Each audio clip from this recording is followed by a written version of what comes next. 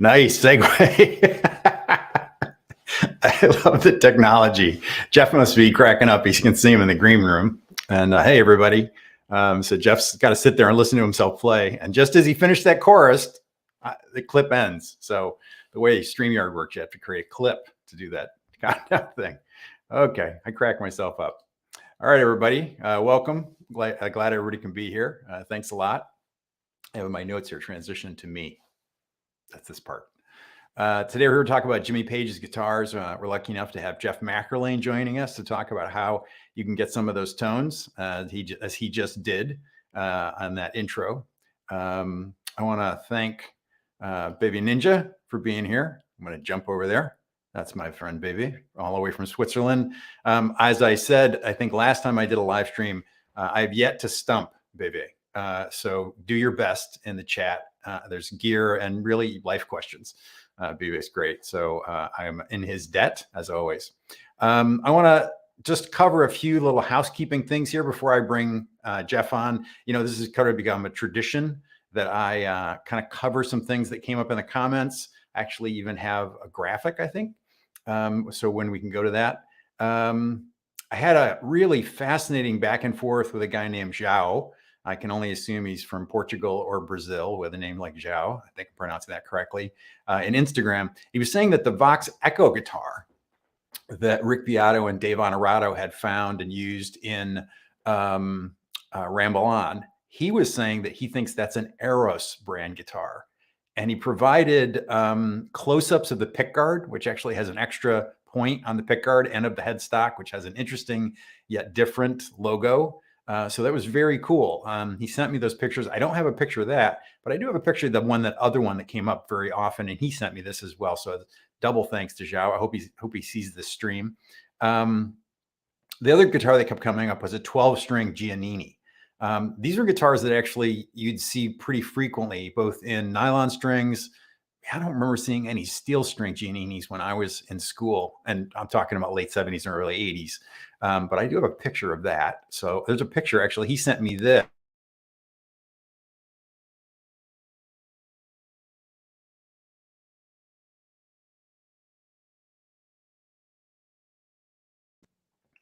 So that's a Giannini, has that weird shape. And it seems like Page sort of just collected 12 strings and just used them all over the place.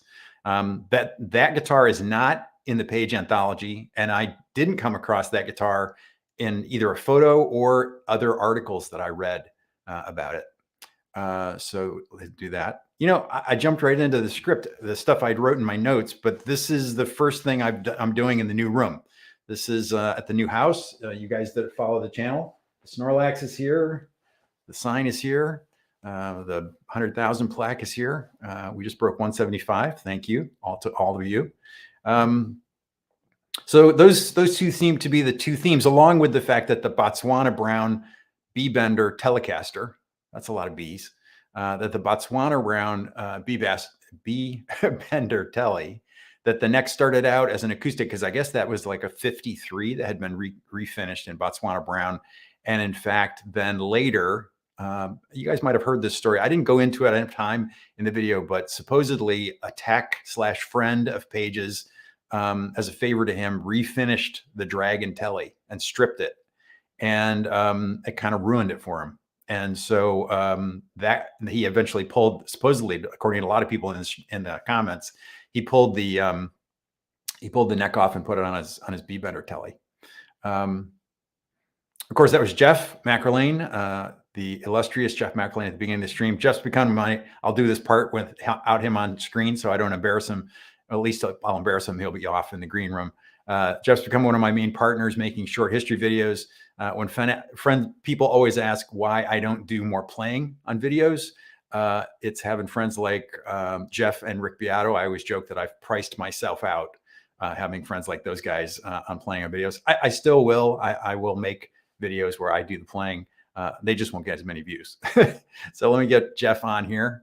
I'm gonna, if I do this and this, hey, there he is. What's going on?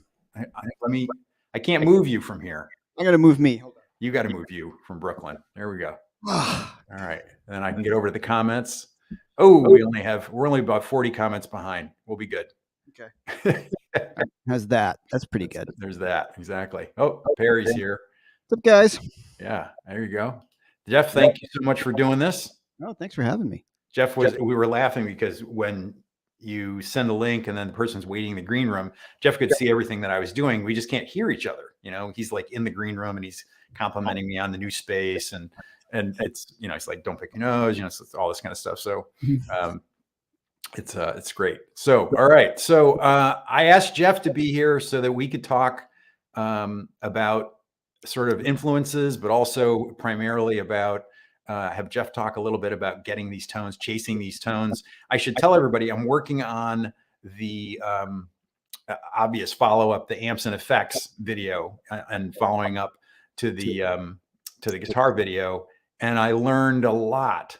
I'm learning a lot about Page and Page amps, and I'm sure I'll talk about that a little bit.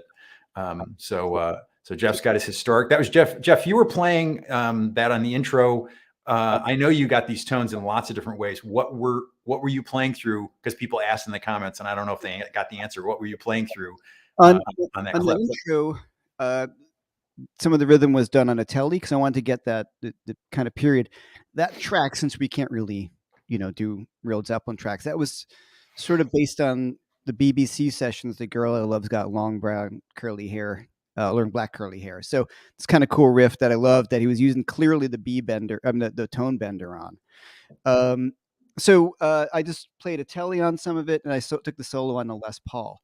But there's a few things we could talk about the Les Paul. I just did it on the burst because that's the look, of Jimmy's guitar, Yeah.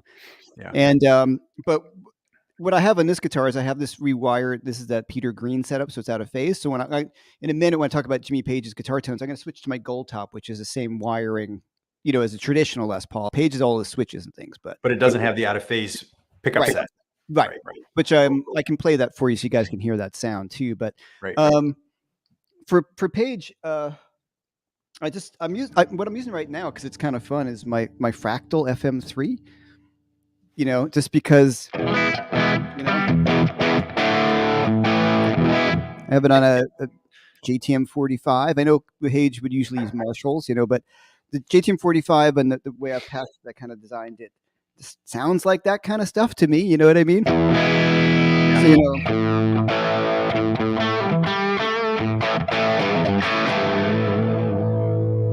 Right. So it was kind of want to go for. He's never too distorted. It's kind of just like he usually plays live as a Marshall Super Bass, 100-watt. Back in the day. Yeah, the rig, all the stuff's in the front of my mind right now. Of course, the rig on song remains the same. Is a Super Bass 100 and a Super Lead 100. Mm-hmm. His number 1 and his number 4 or something like that. And then on that show, he used another 100-watt head for the theremin. Mm-hmm. But a lot of times he used an orange for that. The thing that was interesting in the stuff he played for the guitar video was a lot of people commented. That they preferred the sound of the telly. Like when you jump back and forth playing rhythm with the telly. And I wondered if it was because it just was a little less gainy, just a little less. And yeah, I mean, in retrospect, when I listen back at the 4,000th time when I watched the video, I'm like, I could have cleaned that up a little bit. But when you're doing it, it's sure. So you think that is the case?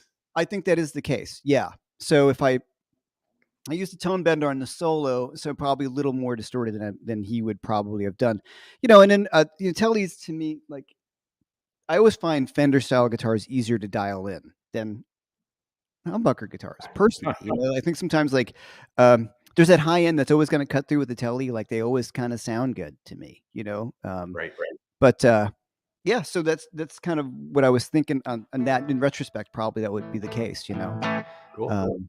But I can play the telly so you can hear the difference and everything. But one thing with Page, one thing I really learned from him, and I'm just going to switch up guitars so we can. Well, first of all, we talked about that out of phase Peter Green thing. That's this sort of, Right. And that's not really a Page thing. No, not usually, not much. So right. We switch over. We already got a top chat from Uncle Left Eye. Hey, Lefty. Thanks, man. Thanks a lot. Yeah. Thanks. And he's saying nice things about Jeff's TrueFire courses. Folks, if you want to go over, if you want to get some TrueFire courses from Jeff, make sure you go through his website. Yes, please. He does a little bit better. If you go through there, he gets a nice little percentage bump from going through that way. BB actually was saying a couple minutes ago here in the chat, in the side chat, he was asking me about the Transonics, the Rickenbacker Transonics. That's a great story. There's about 3 really wonderful stories about how Page ended up using different amps. And you know me, that's where I'm always chasing these great stories. So you'll hear how he ended up with Marshall, basically so that he'd have dependable amps on the road, not out of some great, philosophical or religious, experientially vital, reason. And he lived in England. He did, but Yeah. but it was mostly about when he was touring in the States. That made him everybody nervous. I think otherwise it's really debatable whether he would have stayed with High Watt if he was just playing in Europe, because he would have been closer to the source. Although I'll do it in the video, but the fact is, I guess those High Watts were custom and had very super lead like preamps built into a more robust power section. So anyway, but talk Les Pauls. Well, just what I liked about him, when you notice in a lot of the videos, he I don't say very rarely, very often plays in the 2 pickups together. So I wish I could play some, but so when you roll it back, you get that, right? Yeah. That really kind of cool sound that you'd get on 10 Years Gone. That kind of jumps out to me, or anything live. So when you do is he's got the, when you're doing that, you're mixing the 2 pickups. So if we go to the neck pickup, say, right, or we go to the bridge.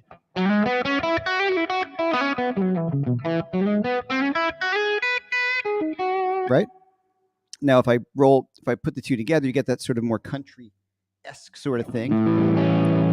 It reminds me of like Chet Atkinsy, well, not right now because it's dirty, but yeah, or like middle position on a telly. Yeah, sort of. Right. Yeah. So the middle position here, you can dial in. Right, so I can get that kind of great little cleaned up sound. And what he would do a lot too is then you can dial in, if I have them both on full, turn down the neck pickup, you still get some of the bass, but you still get the bite of the bridge pickup. So you dial it in, where you want, darker. So if you watch him play live, he's always got it in the middle. He's always kind of messing with the volume knobs, which is pretty cool. So I learned that a lot from him. And one thing, when I did the video on dialing in your Les Paul, and I feel like the 50s wiring's got a lot to do with it. I don't know when he went to the crazy wiring setup that he's got now with all the push pulls and all that kind of stuff. Well, that wasn't on number 1. That was on number 2 or 4, depends on who you listen to. Yeah. And that was in the late 70s. That was Dave Honorado told me what was Greg Kerbo that did that wiring for him when he was his tech in the late 70s. Cool. Yeah. So it was much later. So he would have had what I talked about as 50s wiring, which really makes the guitar much more interactive when you turn down your volume and tone knobs. And so when he gets that kind of, the beginning of Since I've Been Loving You, I will get nailed if I play the melody, but that kind of like, if I bring it all the way up, but I bring down the volume just a little bit, it still kind of stays nice and bright. And hear that sound of it all the time, those 2 pickups. So, oh yeah, that's very him.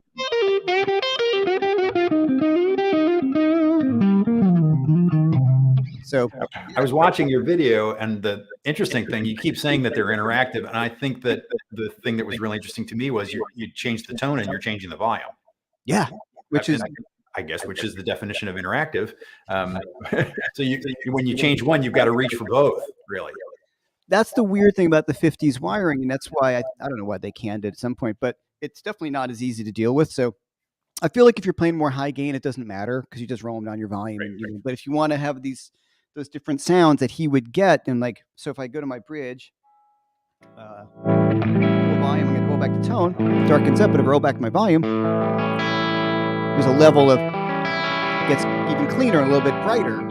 Right. And as you said, the tone knob actually affects the volume of the guitar too.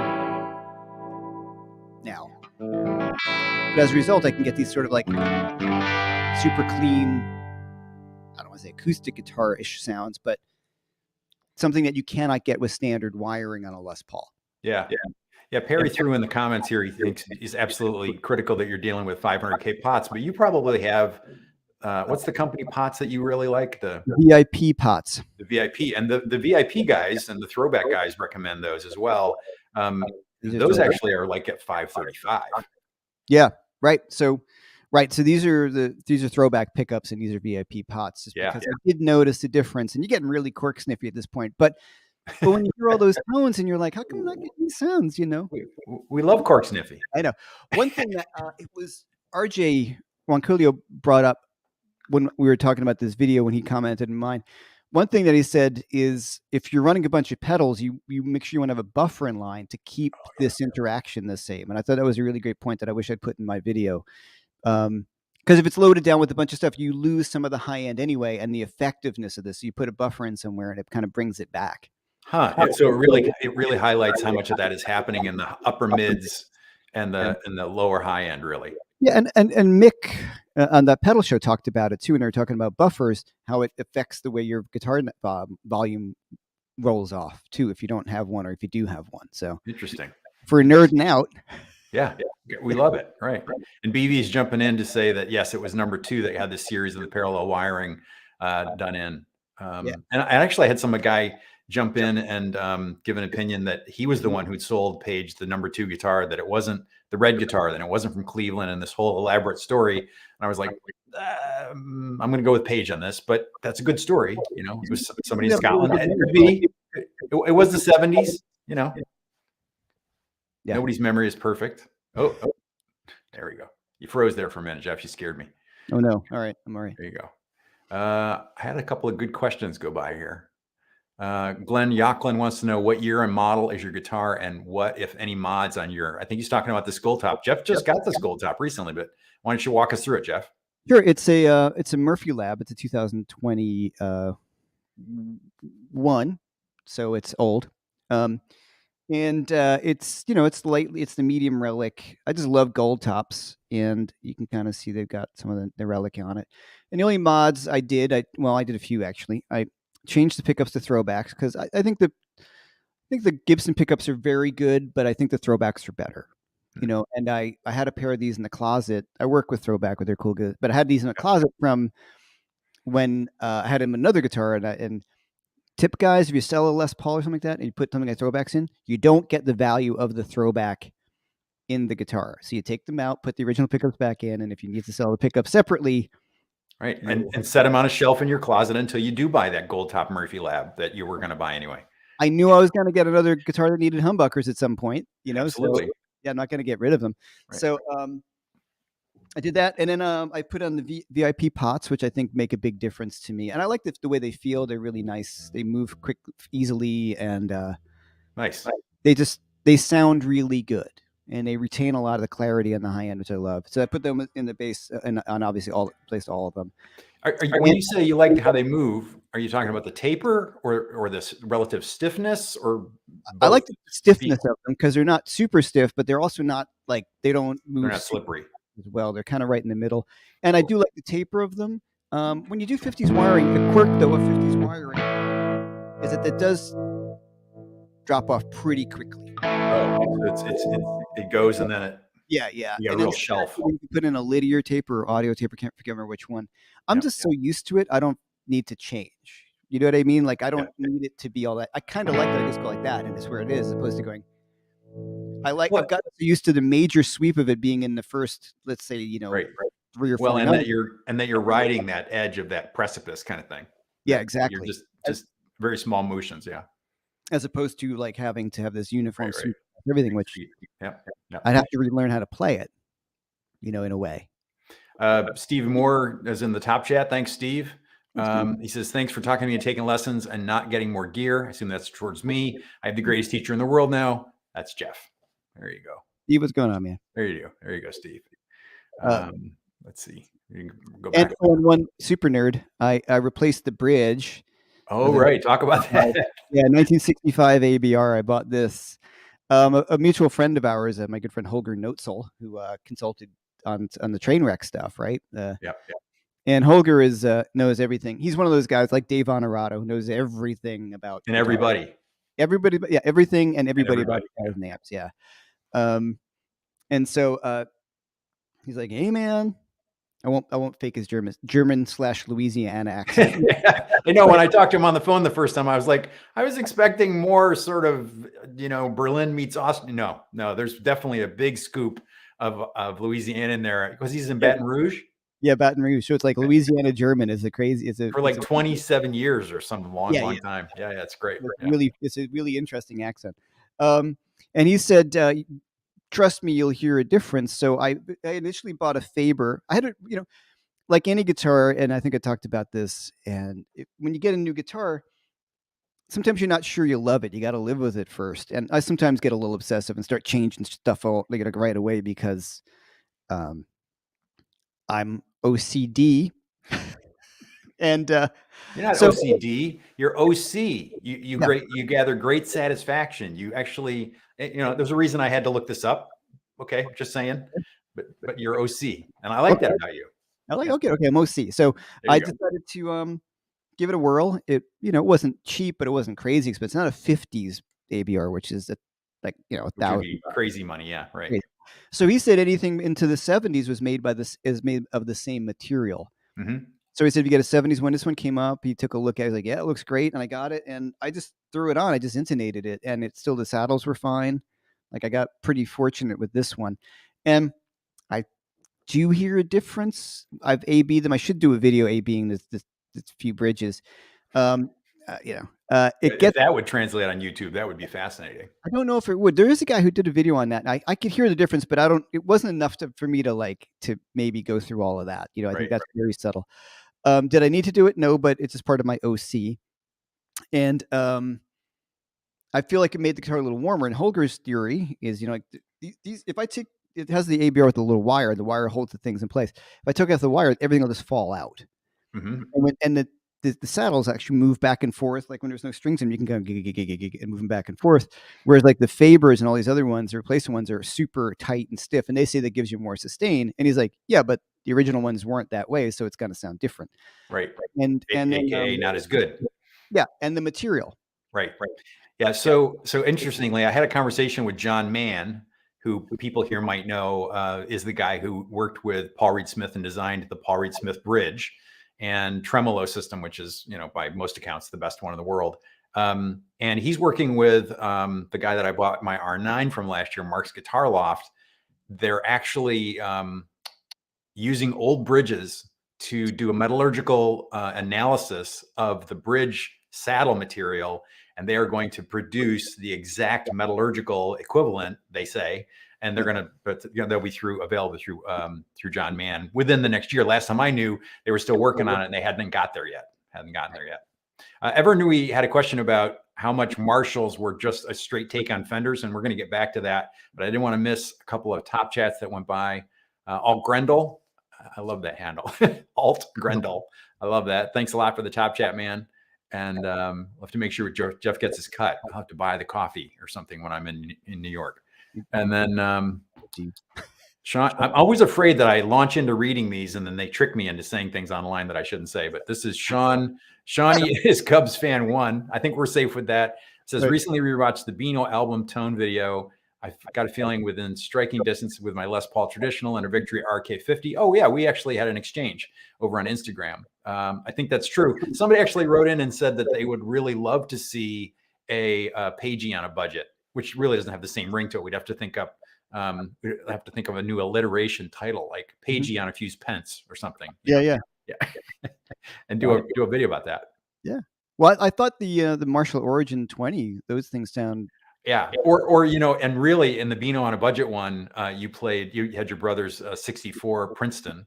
That's and right. You played a Barber direct drive, which is his pedal on the JTM 45 setting. And we were all so floored by how great that sounded.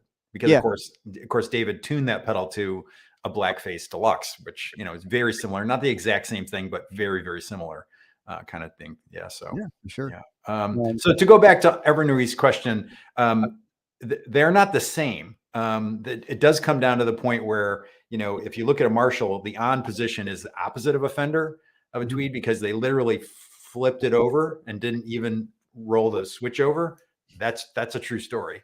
But they did change where the tone stack is in the gain stages, and it radically changes what's happening with the tone as it flows in from the preamp to the power amp, and really even before you get to the phase inverter breakup, which is another whole part of this. And I'm not an amp tech. I have built amps. I'm in the classic, just enough to know, to be dangerous. It's not like Jeff. Jeff actually touched Jimmy Page's JMP.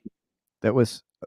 See, you said that to me the other day, and it sounded dirty, and it sounded dirty when I said it again. Oh no, it felt dirty at the time too. Well, a friend of mine is a noted amp repair guy in New York who kind of keeps a low profile, but he's done there was many years ago, and I was like, it looked like this right behind me, and I had said, "Oh, whose is that?" He's like, "Oh, it's Jimmy Page's," and I was like, "What?" Right. And I believe, if I'm remembering right, he said it was previously owned by Hendrix. Oh my God, the layers. Amp, yeah, and can I touch it? So he had repaired it for him for the O2 Arena shows. This was a long time ago, and Page loved his. Apparently, he had some work done on the #1 amp, and it never was back to where it should be, the super bass one. He never quite had it. So my friend said he's kind of dialed mine in a bit like Page's, where it's not. He said something like it's, he made a few slight little things that he had noticed in Page's amp, or that somebody probably changed something. I don't know. Yeah. Sounds good. I know that this amp can get that kind of thing. Yeah. Jonathan Cordy is here, my good friend Jonathan Cordy. And John points out that I'm talking about on a budget, and then I talk about 64 blackface Princetons with a pedal, and that's not budget. It's absolutely true. But honestly, you could put that. I have put that pedal in front of a Tone Master. It sounds killer. It sounds fantastic. Yeah. So really into the front of any modern Fender, any of those scooped circuits, and push the mids forward and do what that pedal does. Him, Brad Jetter. There's some guys that I just have followed for a long time, and they get so close. I have for testing with the Victory VC35. I'm going to do a just one amp video with that. And I have Brad's 45100, which is the newest version of that. It sounds amazing. It's incredible. So I got to give him a call. Yeah. I'll send you mine. So the other thing about that amp is, the other thing that makes that possible to get in that Marshall territory is that amp has a lot more control. It has a mid boost switch. It has a separate mid control. So you have a lot more control than you would like with a Fender with that in front of it. So sure. Joshua Booth says, keep kicking ass. Congratulations on the nice new digs. Thanks, Joshua. Thanks. Yeah, I might end up having to film the next video in here. I have a separate room that's going to be set up as for making the major videos, but I haven't gotten it together yet. It says, Everett Reeve says, show us on the doll where Jimmy Page touched you. No, it didn't touch me. No, that's not the story we're telling here. That's a different news story, Everett Reeve. So that's a different thing. So, yeah. Somebody said earlier that there was some echo on your end, Jeff, but I think it actually was the monitors on my end. Okay, I turned it down and nobody's complained since then. Probably because I'm using the close mic and you're using the. Oh, right, and your monitors are out in front of you, so yeah. Okay. Technology, right. Yeah. Travis B says, "What's your favorite Page live tone?" This is a great question. That's a really great question, because I had a conversation with Mitch Colby, who had done the recreation of the Super Coronado that was modded, and that'll be in the next video. And then I was talking to Perry about it, and Perry's like, "Yeah, I don't think the tone on the first record is amazing. Not amazing enough to go buy a $4,000 standard or the $12,000 custom signed by Jimmy amp that they did back in 2019. I have somebody that's going to play one of those in the video, and according to JB, this amp, regardless of the history, the amp sounds incredible. So you guys will all be able to judge for yourselves next week. But how about you, Jeff? What do you think's your favorite tone? How the West Was Won. Maybe the Immigrant Song from How the West Was Won. Typical. It's like a classic Page Marshall. I love the beat. I keep saying B bender as in my head. The tone bender sound, but I like when he went past that a little bit. Because that was really early on. And right. Yeah, just using the super leads, the super bass and super lead combo. And that was kind of it. I mean, if you watch the song remains the same, there's really nothing on the floor except for like an overdrive. Right. And his hands just drive everything, which is just the coolest thing in the world. That's just, he's just working he's working the guitar, and that's some of the coolest things that I think about him. Yeah. Right. But what I love Well, about him, sorry, no, go ahead. is, you know, when you listen to the records, like all the different guitar sounds and these horrible guitar sounds on their own, but when they're mixed into the mix, you're like, that's awesome. You know what I mean? Like sometimes if you listen to headphones, like, you know, like Black Dog, there's almost something very direct sounding in part in that, but it's mixed in with other stuff.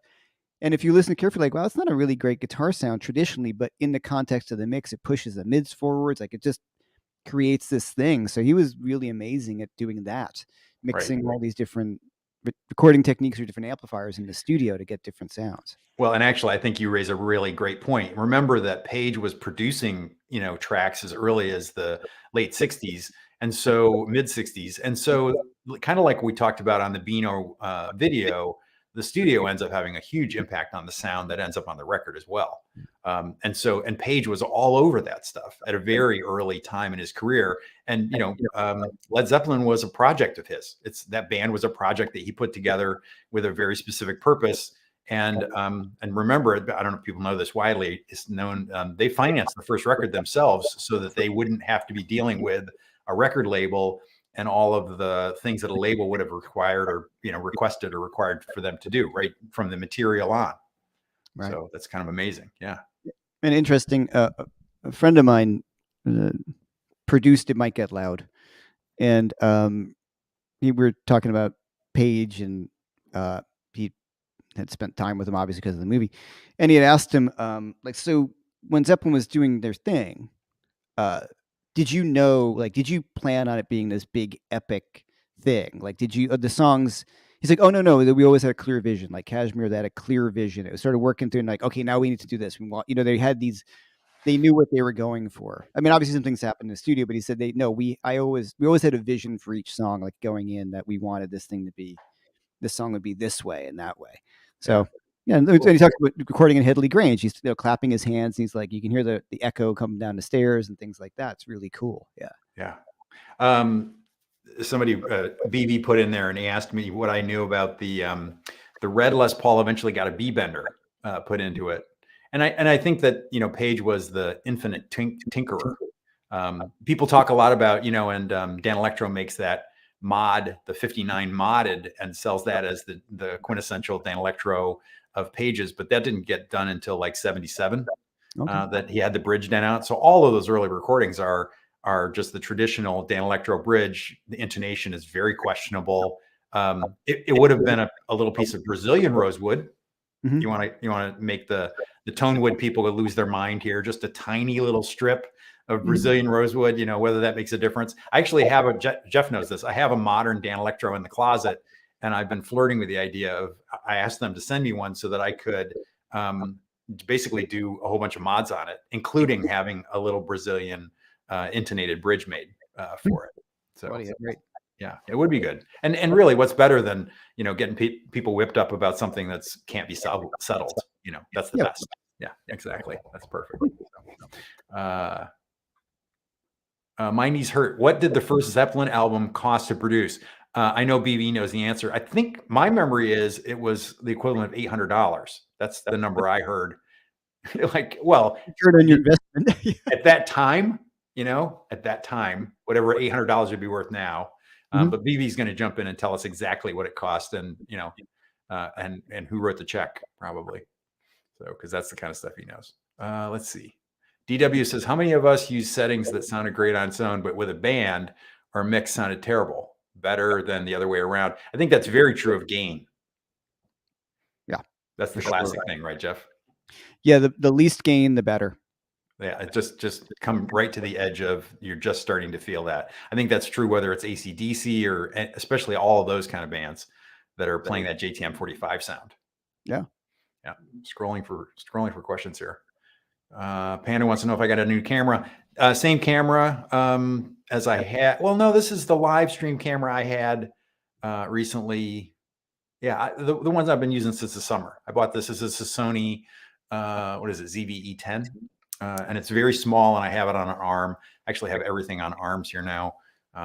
And so this will, like I said, it'll end up being in the live room, but it's a great little camera. It's a crop sensor. Jeff's camera always looks great. And basically this is a Sony version of the camera that Jeff uses. So Royce in the house is reminding us that Page financed the first record. Yeah, because like you said, it was his project. Yeah, basically. K Major said, did he really butcher a Les Paul for a bender? He did. Yes, he did. And then not only that, it was a Les Paul he really liked.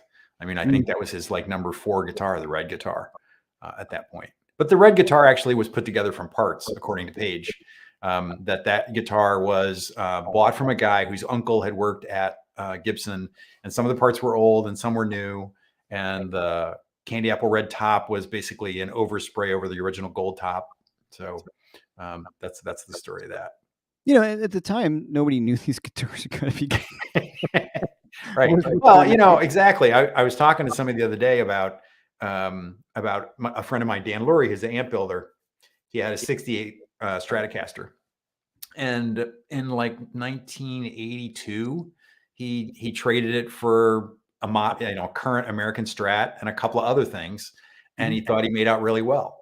And he did, because you know, when I was born in 1960, so there was a time in my life when they were just used guitars. They weren't old guitars, they weren't vintage guitars.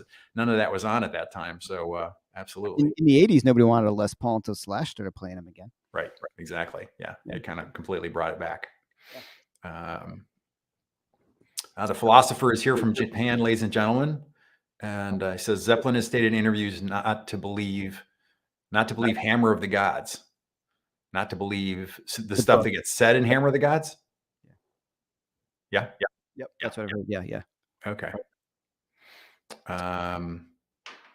Yash Vadran Tanwar wants to talk about Jimmy Page's pickups. I've never heard. I mean, I did include in the video that the bridge pickup in number 1 was rewound by Ken Armstrong after the Australian tour. What would that have been? 74? Something like that. So it would have been still the same at, or I'm getting this backwards. Was it 72? I'm just trying to think of whether it was original. That song remains the same. So, yeah. Steve is asking which pedal I was talking about going into a Fender. The one that we used in the Beano on a budget video was a David Barber Electronics direct drive. And actually, David told me that right after that video came out, he couldn't keep up.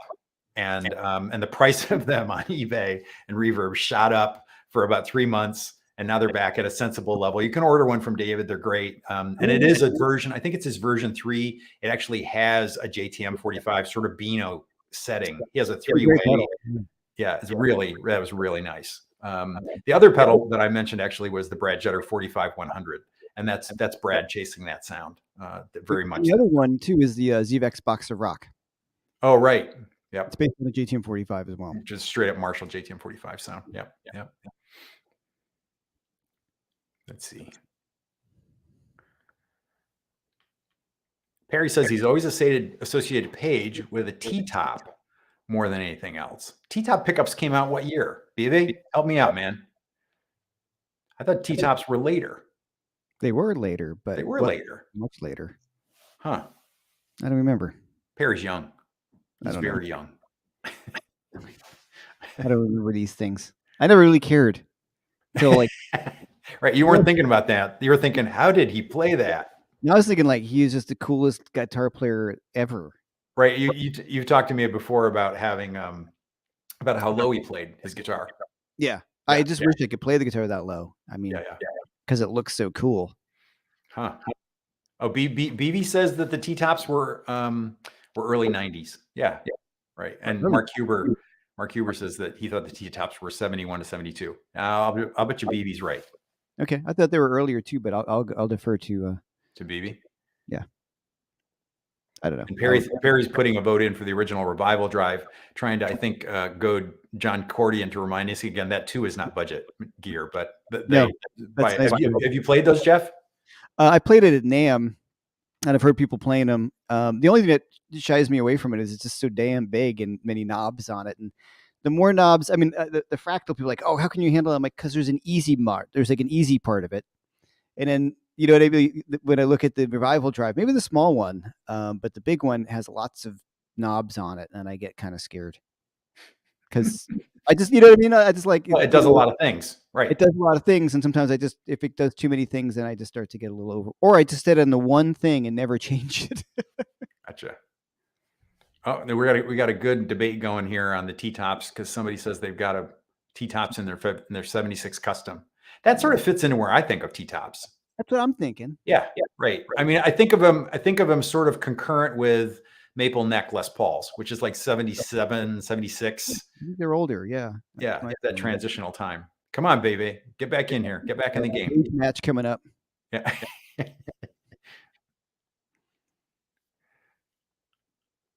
Questions, folks. It's 4:40. We still got a little bit of time here. Yeah, what was somebody saying? What was the Norland era pickups? And I think that was a T-top time. Those kind of those innovative, weird 335s with no holes. And when I did the 335 video, I talked about Steve Kahn, who was a session guitarist who played with Steely Dan and Jazzer, amazing guitar player. And he actually emailed me. What a nice guy. I mean, all the greats are just the nicest guys. You know, there's just no way around it. Well, maybe not all of them, but most of them. Steve's a nice guy. Yes. Yeah. Oh, you know Steve? I do. Yeah. Yeah. Oh, no kidding. Oh, that's See, you New Yorkers. Yeah. But you knew Mitch Colby that I was talking to him the other day. Yeah. Yeah. He said nice things about you. No, always nice. Right. Was said nothing cooler than the Les Paul with hot humbuckers. Yeah, nothing cooler than a Les Paul into a hot amp rig. Which is, it's interesting. I'm doing this video as a follow-up, and Beato and I talk a lot about how people obsess. The amp video will not do anywhere near as well as the guitar video. I can tell you right now. All the amp videos I've made, even though JTM 45, which I think has had like 250,000 views, the Les Paul videos had 1.3 million views. So the sort of investment that we have in our identity as a guitar player, or even the investment that we have in a guitar player like Jimmy Page, is really around that image of the guitar. And so much so when in fact the amp is at least half of the instrument, at least. Mm-hmm. Yeah. Sure. Yeah. I mean, the Marshall interacts. Yeah. You can tell he's playing a Marshall. It's the Marshall. Right. You know what I mean? That's part of the sound. Yeah. And today you're playing your FM3, or are you playing your 71? I'm playing the FM3. The reason, here's the interesting thing is my Marshall, like I have the aux, which I really am very fond of. Right.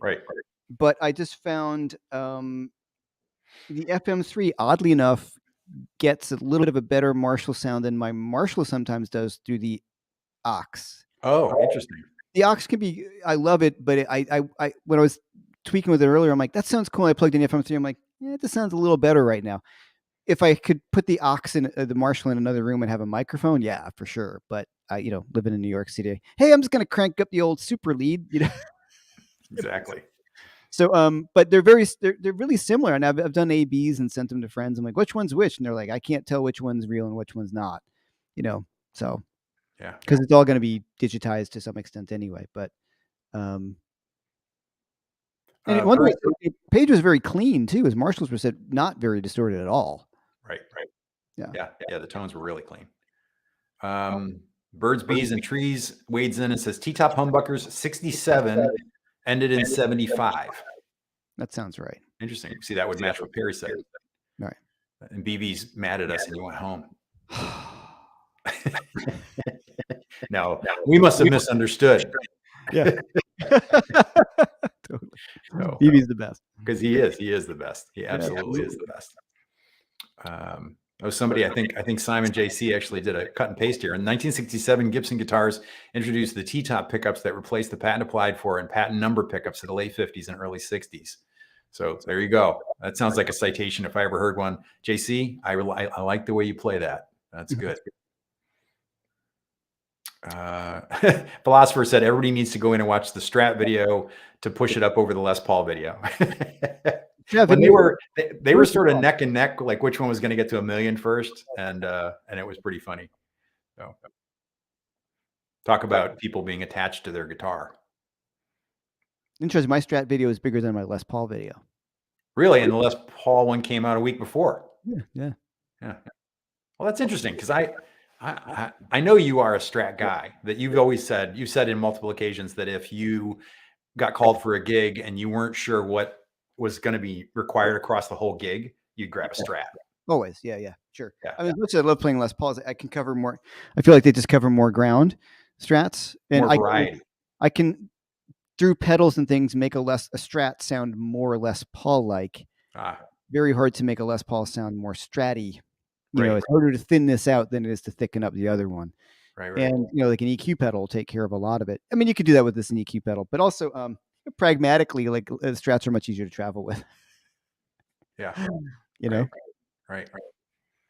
BB had waded in earlier, said Seth Lover PIF pickups were first after a tour of Australia in 1972. The bridge pickup failed and replaced with a chrome T-top humbucker, which was there for the duration of Led Zeppelin. Which runs, that's where he's talking about it. And that runs contrary to what Page actually says. It tells the whole story about Ken Armstrong, which I didn't know that Ken Armstrong was at one time thought of as like the guy to rewind your pickups. But, you know, everybody has a beginning of their career. Who knew, you know, he went on to do this. And a lot of people really love his pickups. They're sort of hi-fi is my sense of it. Somebody, Barryster, Steve Barry, says, any insights on the tone of one of his favorite guitar solos on the Wanton song on Physical Graffiti? I'm looking right at Jeff. Yeah, you know, I'd have to listen to it again. I mean, I know it really well, you know, but the solo, I'd have to listen to it again. You see, that's the thing. In the studio, all bets were off. You could have been using a Tele through a Champ. You know what I'm saying? Like, that's the thing that it's hard to say. Recorded in a bathroom, like, you know what I'm saying? Like, that was kind of the stuff that what I was saying earlier, or like it could have been a direct with a fuzz box. You know, like there's those sounds in some of these records that you're like, wow, that's weird. You know, and it would be different than the live thing. So off the top of my head, I don't remember, and you know, I would have to listen to the song again and take just a shot in the dark. But yeah, well, we can make a note of it, and you can talk about it on your live next week. Okay, there you go. Double back, or back here when we do the amp one. All right, sounds good. Because I'm sure I'll drag you back in for that. Well, I'll fire up the Marshall for that one. I'll dial it in. There you go. That's right. And just send muffin baskets to the neighbors. Yeah. Steve Barry says sounds like a Leslie maybe on Wanton song. Yeah, it could be. The X says he used a Leslie on the solo. Yeah, that sounds right. Yeah. But I'm thinking the riff doesn't. Yeah. So I would say that would be a Leslie too. Yeah. BB came back with specifics on the T-tops again. Of course I shouldn't have teased him. Now he's all mad at us. No, he's not. I know. He's too chill for that. It's true. You saw the picture. He's going like this, right? Yeah, always. Can't always. It's always thumbs up with baby. He even puts up with my French, which is saying a lot, you know. Yeah. I wish I had the double neck SG. I got an SG, but not a double neck SG to pull out. Huh. We should all chip in and get Jeff one of those. You should. You all should. For these live. If you cleared it all, you would do that. I'm having JB Eccles, who's a guitar player, a session guitarist from Los Angeles, is going to play the Sun Dragon amp on the next video. And he did a great video. Actually got quite a few views for as small a channel as JB had at the time. He did a great video on the guitar part on When the Levee Breaks. Mm-hmm. And he's using a white Epiphone double neck. And he said he knew he couldn't swing the full-on Gibson double neck, and he just couldn't not have that white Glenn Frey, you know, Hotel California double neck look. And it looks great. I mean, and it sounded great on that video. So I'll tell you guys all go check that out. And you'll get to hear JB play on some stuff next week along with Jeff. Jeff's actually wrangled up a nice Mark II copy to play. It's on its way, winging its way across country for the good of the project. Yeah. Kreenar Kilku is here, everybody. Kreenar's had a real good run on his channel recently, so everybody should go check him out if you haven't already.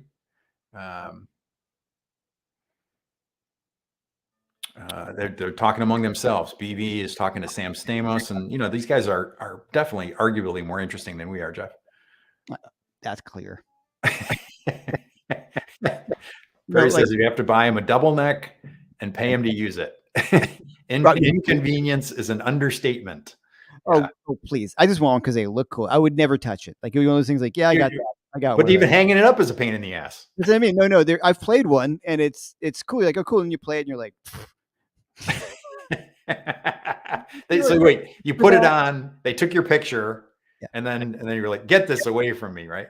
It's like I love Firebirds, but I was Right. talking to you. Should I do a name drop? I need a little horn. I was talking to. I don't have a horn. Yeah. All right. Well, I was talking to my friend Sonny Landreth, who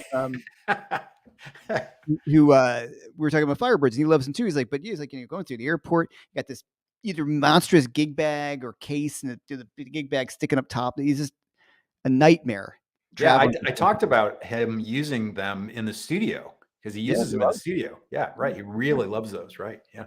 Big Johnny Winter guy. That's how he started off. Exactly. Right. Yeah. We're coming from there. Yeah. Steve Berry wants to know if you can't have a Les Paul for a Page song, what Gibson will you use? I mean, isn't the immediate answer a Tele? Exactly. If you can't have a Les Paul, you need to have a Telecaster, which you probably already have, Steve. Don't we all have one in the corner? I mean, I've got answer for that. my Teles. Oh, they're off camera. Yeah, they're back over here. There's the Salins and stuff. And honestly, if I was going to have to do this, I have my red Salin still, and I actually David Barber's been bugging me to put a full size humbucker in the bridge of that. He's like, you just can't get the same kind of range of frequencies out of a narrow, Tele humbucker pickup. It's just not the same at all. So I might end up doing that this summer. Perry jumped in and said, get a 335. There you go. Got the mini hum in the neck, the Firebird pickup. Yeah. So do you have the tone disconnected on that neck pickup? I don't. Because I don't play Teles all that much on gigs, but I do. That's something I will do because I don't end up turning it down that much. Right. Sometimes the bridge can be kind of spanky, Right. So yeah. Well, yeah, there are, right, because you don't need to roll that back. If, like you've always talked about, then you can go do it on the you can always just dial it on the amp, dial the neck. Yeah. And that's why I have these set up that way. So BB said we should just get you a Vox Phantom 12. I'll take anything. Sure. Yeah, or actually one of those Fender 12s those are really the reissues are really great. The one that Jeff that Rick had. Yeah, absolutely. Let's see. We're running out of time here, but Steve Berry liked the answer of which other Gibson should you buy a Telecaster. Yeah, that's the perfect answer. Birds, Bees, and Trees says, how much is the SG? Keith or Jeff? I love when the levee breaks. Hook, great drumming by John Bonham, says Johnham, but he means Bonham, and sick tempo changes. I don't know what he's talking about with the SG. So how much, if somebody had an SG, how close do you think you could dial up? I mean, it feels like you can do this. We have the technology. All right, so, here's a...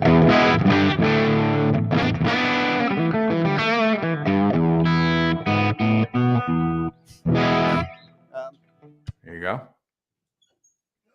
I mean, the pickups are going to make a big difference too. The throwbacks, versus hold on. Just want to make sure it doesn't fall. Well, the interesting thing to me is I think of SGs as being brighter than a Les Paul, but more mid-range forward than a Tele.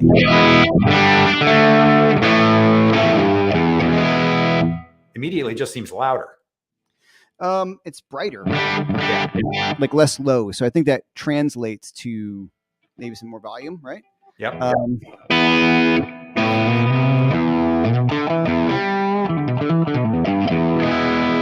not playing very Jimmy Page stuff. Yep. I think I was playing.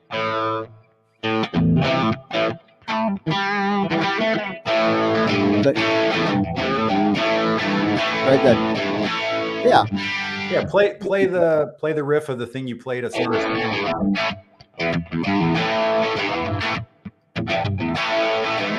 Great.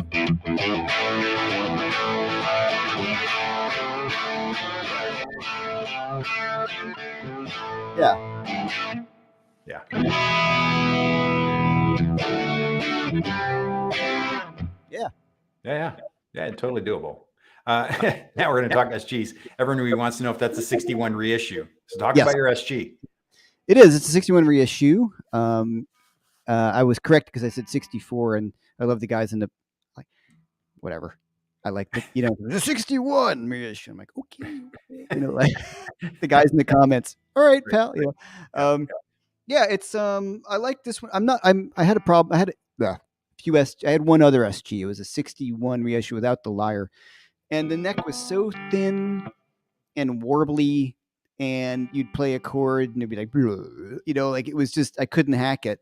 So this is one I just stumbled across with my friend's guitar store, and there it was on the wall. I'm like, yeah, you picked it up. Like, let me try that. And you're like, all right. So it's a bit of a thicker neck for me, and it's a 2006 historic reissue, and it was still had the tagger on it, and I have a video on it in my channel. There you go. Go watch Jeff's video on his SG. That's right. What I really love, about it, is we're gonna get into another point, but like you really can kind of get that. Like, Clapton-y sort of stuff, and right. So yeah, that's what you said when you got it, was that it was going in that direction. That you were going to do some videos in that direction this year. Yeah. So yeah. That whole kind of thing. There you go. Cool. It sounds different. You can hear it on like Wheels of Fire and stuff. To me, it's definitely right. Cool. Yeah. I've played that before, so you won't get hit with a copyright on that. That's just a great. Yeah. We've been doing our best today. Yeah, we're doing a bit. So want to just play like 10 Years Gone with the two pickups. And I want to play all these tunes. Like, no, there's the sounds. I'm playing. Right. Does it sound like this? Yeah. Like, I can't believe how much Rick got away with. I was like trying to write something. Exactly. That's so right. So the way the video came together, and I could still get dinged by some human, but the way I did was I told Jeff, I went into Rick's video and Rick gave me permission. I clipped those things out. I put them up private, and it still runs through the copyright checks, and they cleared. And then Jeff's like, "What? They got to play the actual tunes, and I got to play, like page like." So not fair. So we'll see how far we can get away with it next time. All right. I'm just gonna play the song top to bottom, see what happens. There you go. All right, folks. The last questions here, and Perry will ask like where the best pizza is in Syracuse and what my favorite ABBA song is. Or Jefferson Starship. That's the one he always jumps in with. What's your favorite Jefferson Starship? Any other questions here? Starship, not airplane, right? Yeah, he's younger. So the city, I guess. I can't name any others. You want somebody to love? No. What's the one? What was it?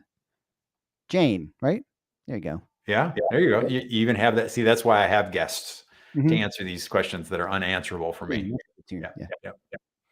Mickey, what's his name singing? Yeah. So, folks, what did I miss? I'm sure I missed some questions along the way. There's a lot of folks here today. So, my niece Hurt says we built this city. People are answering. People are answering Perry's unasked question for a change. I love that. Patrick Ladnaker says a double neck Strandberg. I don't even think Ola's done a 12-string Strandberg. That would be a very interesting bridge challenge for Ola to do that. So they are going to keep rolling out. I'm actually going to be on a live stream for Strandberg later this month, on the 25th, I think. They're going to do their rollouts of the Salin NX guitars, which is they've tweaked the hardware and they've tweaked the neck joint and stuff on these. It's what that Bowden Classic is. So yeah, that's coming. I haven't seen them yet. I haven't even seen pictures. I don't think they're imported yet. They're probably still overseas getting built. ATB Pop, is that the boys at the shop in Britain? That's very cool. If it's you guys hanging out, had messaged you on IG forgetting you were streaming today. Thoughts on, have you used plugins? Oh, I saw this. Actually, I saw this just before I went live. They wanted to know, he wanted to know opinions on plug-in amps. And Jeff, you used plug-in amps before you got your FM3. Yeah, there's a bunch. I mean, they're really great at this point. The best thing I've encountered is the FM3, the fractal stuff. Yep. It's pretty great. I mean, so he's talking about straight up software. Do they have a software version of what's on the floor? There's one that I really love, and it's really, really, really affordable, and it's called S Gear. It's called Scuffum amps. Right. And just Scuffum amps or S Gear. It's great. And you can. I'll get Jeff to send me the link, because Jeff knows the guys that did the development on that, and it's. I don't think it's above the horizon as some other things. I'll put it in the description. Yeah, cool. Yeah, we'll give him a nod. So, Mark Schneeberger, we're right on the hour here. He says, "Did Jimmy ever play a Strat?" So you're betraying the fact that you didn't watch the video all the way through. So go back and finish the video. No, I'm sorry. That was rude. I apologize. So, but he did. He actually he had a Strat really early in his life and traded it for a 6120, a Chet Atkins model Gretsch, and then later rebought a 57. And he played it at home along with a Telly at home and a precision bass that he bought, a 52 precision bass. He played that on tons of demos, and then they would just roll up and end up on the Led Zeppelin records too. In the evening. Yeah. That's a Strat. What? In the evening. In the evening. Yeah, that's a Strat. Yeah. That bar stuff. There's a video of him playing it live too. There you go. And Philosopher jumped right in and said, yes, he played lots of Strats because he's a Strat guy. Yeah. There you go. All right. Well, let's everybody thank Jeff and we'll let him go. Jeffrey, thank you so much for being here. Thank you. I will and we'll get you here next time. I'm gonna put you back in the green room and say goodbye to everybody. Oh no! Bye. Anyway, so and then I'll just thank BV for always being here and putting up with my nonsense today about T-tops, etc. I really appreciate it, and thanks to all of you for being here. I love it when I recognize so many names in the chat, and it's really good. And it's good to be in the new space and have the mascot and etc. etc. And I'm working on the amp and pedal amps and effects actually, because it includes things like the theremin and those kinds of things for the next video. And I hope to have that out next Thursday or Friday, depending on how it goes. But again, thanks a lot. And we'll talk to you soon.